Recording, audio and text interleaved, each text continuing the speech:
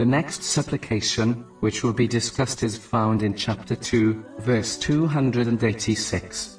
Our Lord, and lay not upon us a burden like that which you laid upon those before us. This supplication indicates that Islam is not a burdensome religion, and is in fact a simple religion.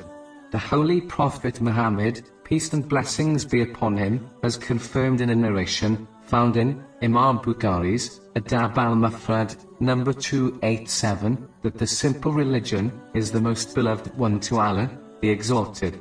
Therefore, Muslims should make things easy for themselves and others, which include fulfilling all the obligatory duties, which in reality do not take long to do at all.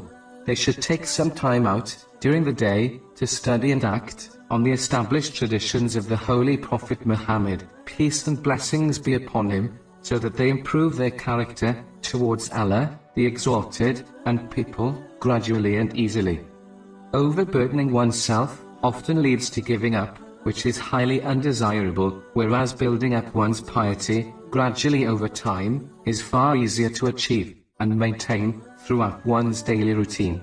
A building which is constructed correctly and patiently is more likely to remain firm than the building which is constructed in a rush. But it is important to note that this does not mean one should completely relax and become lazy.